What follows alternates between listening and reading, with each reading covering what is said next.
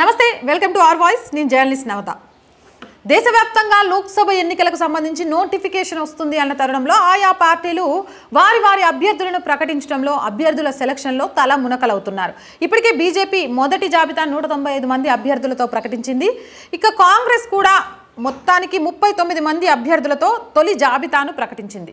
ఈ తొలి జాబితా బయటికి రావడంతో దేశవ్యాప్తంగా ఒక చర్చ మొదలైంది. అదేంటి అంటే రాహుల్ గాంధీ వైనాడ్ నుంచే పోటీకి దిగడం. వైనాడ్లో కమ్యూనిస్టు పార్టీ తోటి కాంగ్రెస్కి పొత్తున్నా కూడా కమ్యూనిస్టు పార్టీ నుంచి ఒక మహిళా నేతను అక్కడ బరిలో దింపారు. వైనాడ్ నుంచి ఎక్కడైనా ఏమంటారు బావే కానీ వంగతోట కడ కాదు అని ఒక సామెతలాగా కేరళలో మాత్రం కమ్యూనిస్టు వైనాడ్కి సంబంధించి ఎస్పెషల్లీ కాంగ్రెస్తో పొత్తు మాకు కావాలి అనుకుంటే కాంగ్రెసే దగ్గుద్ది తప్ప మేము ఈ సీట్ను వదులుకోము అన్నట్టుగా కమ్యూనిస్టు పార్టీ వ్యవహరించింది. అయితే దేశవ్యాప్తంగా అప్పుడు ఏమనుకున్నారు అంటే కమ్యూనిస్టు పార్టీల సహాయం అనేది కాంగ్రెస్కి చాలా అవసరం మిగిలిన చోట్ల కాబట్టి ఈ ఒక్క నియోజకవర్గాన్ని వైనాడ్లో ఎలాగో గెలుస్తాడు అన్న పాజిటివిటీ లేదు కాబట్టి వైనాడ్ని వదులుకోవడానికి రాహుల్ గాంధీ సిద్ధమవుతాడు, ఇంకో నియోజకవర్గాన్ని ఎత్తుక్కుంటాడు. ఆ నేపథ్యంలోనే ఇటు కర్ణాటక కానీ అటు తెలంగాణలో కానీ పోటీ చేయడానికి నియోజకవర్గాలను వెతుకుతున్నారు అంటూ ఒక చర్చ నడిచింది. అయితే అమేఠీ అనేది ఒక చిన్న నియోజకవర్గం కాదు, వంశపారంపర్యంగా గత కొన్నేళ్లుగా అమేఠీలో గాంధీ కుటుంబం పోటీ చేస్తూ వచ్చింది. అలాంటి అమేఠీలోనైనా బరిలోకి దిగి స్మృతి ఇరానీకి ఈసారి పోటీలో గట్టి పోటీ ఇచ్చి స్మృతి ఇరానీ మీద గెలిస్తే ప్రధానమంత్రి అభ్యర్థి అనుకోవడానికి బాగుంటుంది అని మరొక చర్చ నడిచింది. ఈ రెండు చర్చల మధ్య తాను వైనాడ్ నుంచే పోటీ చేస్తున్నాను అంటూ ఫస్ట్ లిస్ట్లో క్లారిటీ ఇచ్చేశాడు. అయితే అమేఠీ నుంచి బరిలో దిగకపోవడంతో సోషల్ మీడియాలో రాహుల్ గాంధీకి సంబంధించి కాంగ్రెస్ పార్టీకి సంబంధించి ఒక ఆసక్తికరమైన చర్చ నడుస్తోంది. అది ఏంటి అంటే బీజేపీని ఢీకొట్టడంలో స్మృతి ఇరానీని ఎదుర్కోవడం కష్టం అనే భావన వచ్చింది కాబట్టి అటు రాహుల్ గాంధీకి కాంగ్రెస్ అధినాయకత్వానికి అమేఠీ నుంచి పోటీలోంచి స్వచ్ఛందంగా రాహుల్ తప్పుకున్నాడు అంటూ ఒక చర్చ నడుస్తోంది. తరతరాల నుండి ఉన్న నియోజకవర్గం నుంచి పోటీ చేయలేకపోవడానికి కారణం ఏంటి అంటే ఒకటి యూపీలో కాంగ్రెస్ చరిష్మా మొత్తం పోయింది, 2 యోగి ఆదిత్యనాథ్, 3 అయోధ్య రామ్లల్లా విగ్రహ ప్రతిష్ట, 4 స్మృతి ఇరానీ. వీటన్నిటిని తట్టుకొని అక్కడ బరిలో దిగడం అంటే భయం అనే ఒక వార్త కూడా వస్తోంది. ఎందుకు అనంటే స్మృతి ఇరానీ చేతిలో గతంలోనే ఓడిపోయారు.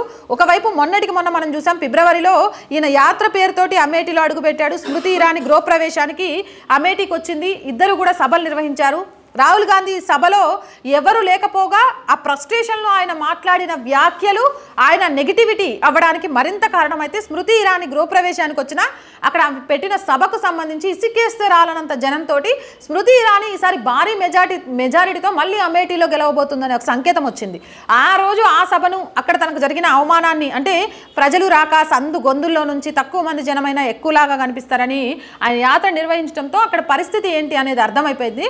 ఆ పరిస్థితి అర్థమయ్యా అక్కడి నుంచి భయపడి ఆయన తప్పుకున్నాడు అని ఇంకొందరు వాదన చేస్తున్నారు. అయితే అక్కడ మాట్లాడిన మాటలు ఏవైతే అమేఠీ సభలో ఐశ్వర్యరాణి డాన్సర్ అని చెప్పడం కానీ, ఒక రిపోర్టర్ని మీ క్యాస్ట్ ఏంటి అని అడిగేసి తర్వాత కొట్టొద్దు అని ఆయన చెప్పిన విధానం కానీ, అదాని టీ-షర్ట్ 1000 రూపాయల టీ-షర్ట్ గురించి ఆయన మాట్లాడిన మాటలు కానీ ఇవన్నీ కూడా ఆయనకు చేటు చేశాయి. ఒక సభలో మనం ప్రసంగిస్తున్నాము అంటే మన కీర్తి ప్రతిష్టలను పెంచాలి, కానీ అమేఠీ దగ్గర రాహుల్ మాట్లాడిన మాటలు ఆయన కీర్తి ప్రతిష్టలను ఇంకా తగ్గించాయి అని మరికొందరు వాదన చేస్తున్నారు. అయితే ఏదేమైనా కానీ రాహుల్లో భయమే అమేఠీని వంశపారంపర్యంగా ఉన్న నియోజకవర్గాన్ని వదులుకొని ప్రత్యర్థి చేతిలో ఓడిపోయినా పర్వాలేదు అనుకునేలాగా వైనాడ్లోనే పోటీ చేస్తున్నాడు. అయితే సెకండ్ లిస్ట్లో ఏమైనా రెండవ చోట రాహుల్ పోటీ చేసే అవకాశం ఉందా తెలంగాణ కానీ కర్ణాటక కానీ? ఎందుకంటే తెలంగాణకు సంబంధించి 4 అభ్యర్థుల్ని ప్రకటించారు, మిగిలిన వాళ్ళని ప్రకటించలేదు. భువనగిరి ఏదైతే మల్కజ్గిరి, ఖమ్మం ఈ 3 నియోజకవర్గాల నుంచి రాహుల్ గాంధీ పోటీ ఉండొచ్చని గతంలో మనం మాట్లాడుకున్నాం.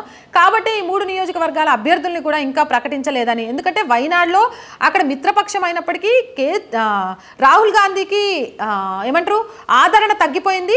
ఆల్ ఇండియా ముస్లిం లీగ్ కూడా ఇప్పుడు సపోర్ట్ చేయనంటోంది. All India Muslim League support చేయకపోవడం, కమ్యూనిస్ట్కి సంబంధించి నేత ఉండడంతో గెలుపు అనేది మాత్రం చాలా కష్టమవుతుంది రాహుల్ గాంధీకి. కాబట్టి సెకండ్ లిస్ట్లో మళ్ళీ ఇంకో నియోజకవర్గం నుంచి పోటీ చేయడానికి ఫస్ట్ లిస్ట్లోనే ప్రధానమంత్రి అభ్యర్థి అని చెప్పుకునే రాహుల్ గాంధీ లేకపోతే బాగోదని వైనాడ్లో ఇచ్చారని, సెకండ్ లిస్ట్కి వచ్చేసరికి మరొక సీట్ నుంచి బరిలో కూడా రాహుల్ గాంధీ దిగబోతాడు అంటూ కూడా మరొకరి వాదన వస్తోంది. ఏదేమైనా 39 మంది అభ్యర్థులతో కూడిన మొదటి లిస్ట్ రాహుల్ గాంధీ పోటీ చేసే స్థలం గురించి చెప్పడంతో కొంత చర్చనీయాంశంగా మారింది. ఇక తెలంగాణకు సంబంధించి అధికారంలో ఉండి కూడా 4 అభ్యర్థులనే ప్రకటించడానికి కారణం ఏంటి అనే మరో చర్చ నడిస్తే ఆంధ్రప్రదేశ్లో ఒక్క అభ్యర్థిని కూడా ప్రకటించకపోవడం మరో ఆసక్తికరమైన వార్తగా ఆంధ్రాలో షర్మిల మీద కాంగ్రెస్ మీద కొంత చర్చ అయితే నడుస్తోంది. మరి మీరేమనుకుంటున్నారు? రాహుల్ గాంధీ వైనాడు నుంచి ఎందుకు బరిలో దిగుతున్నాడు? అమేఠీని ఎందుకు ఎంచుకోలేకపోయాడు? ఒకవేళ సెకండ్ లిస్ట్లో కనుక రాహుల్ గాంధీ మరో స్థానం నుంచి పోటీ చేస్తే ఆ స్థానం ఏదయ్యే అవకాశం ఉంది? 39 మంది అభ్యర్థులతో స్వతంత్ర వచ్చినప్పటి నుంచి ఉన్న పార్టీ కొన్ని సంవత్సరాల నుంచి చరిష్మా ఉన్న కాంగ్రెస్ పార్టీ 39 మంది అభ్యర్థులతోనే ఫస్ట్ లిస్ట్ రిలీజ్ చేయడానికి కారణం ఏంటి? మీ అభిప్రాయం ఏదైనా నిస్సంకోచంగా కామెంట్ సెక్షన్లో తెలియజేయండి. ఇలాంటి మోర్ వీడియోస్ కోసం మన ఛానల్ని వెంటనే సబ్స్క్రైబ్ చేయండి. ఈ వీడియో నచ్చిందా? లైక్ చేయండి, షేర్ చేయండి. అండ్ మన ఛానల్ నుంచి మీరు ఎలాంటి వీడియోస్ ఇంకా కావాలి అనుకుంటున్నారు అనేది కామెంట్ సెక్షన్లో తెలియజేయండి. మీ అందరూ ఆదరిస్తున్నారు, అభిమానిస్తున్నారు. అలాగే మీ ఆశీర్వాదం ఇప్పుడు ఎప్పుడు ఎల్లప్పుడూ కావాలి. సబ్స్క్రిప్షన్ మీతో పాటు మీ చుట్టాలు, మీ ఇంటి చుట్టూ ఉన్న వాళ్ళు, మీ బంధువులు అందరితో చేయించండి. దాని పక్కనే జాయిన్ అనే బటన్ కనిపిస్తుంది. 1 to 5 లెవెల్స్ ఉంటాయి. ఏదో ఒక లెవెల్లో మీరు మాకు సపోర్ట్ చేయండి. దాంతోపాటు స్క్రీన్ మీద ఫోన్పే, గూగుల్ పేతో పాటు అకౌంట్ డీటెయిల్స్ ఉన్నాయి.